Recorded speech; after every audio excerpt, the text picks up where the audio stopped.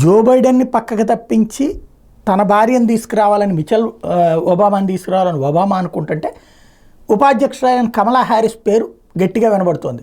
Biden పక్కకి తప్పుకుంటే వీళ్ళిద్దరిలో ఎవరో ఒకరు వచ్చేటటువంటి అవకాశం ఉంది. ప్రస్తుతం అధ్యక్ష రేసు నుంచి తప్పుకోవాలని బైడెన్ మీద ఒత్తిళ్లు తీవ్రమవుతున్న వేళ ఆయనకంటే కమలా హ్యారిస్ మంచి అధ్యక్షురాలు అవుతారంటూ డెమోక్రాట్లు మెజారిటీ భావిస్తున్నారట. ప్రతి 10 మంది డెమోక్రాటిక్ పార్టీ సభ్యుల్ని అడిగితే 6 కమలా హ్యారిస్ రాజ్యాధినేతగా రాణించగలరంటూ అభిప్రాయపడుతున్నారు.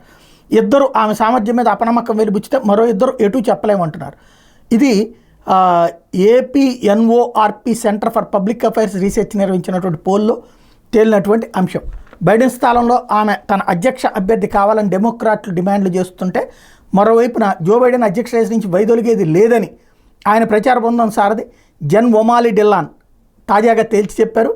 బైడెన్కి మద్దతు తగ్గుతున్న విషయాన్ని అంగీకరించారు. అయితే ఆయనకి 81 ఏళ్ళు అన్నది నిజమే, కానీ ఆయన గెలవగలరని అమెరికా ప్రజలు తిరిగి నమ్మకాన్ని పాదుకొల్పడానికి మేము చేయాల్సింది ఎంతో ఉందని డిల్లాన్ చెప్పుకొచ్చారు. బైడెన్ ఫిట్నెస్ మీద సందేహాలున్నా ఓటర్లు ట్రంప్కు ఓటు వేసేందుకు మొగ్గు చూపడం లేదంటూ ఆమె చెప్పుకొచ్చారు.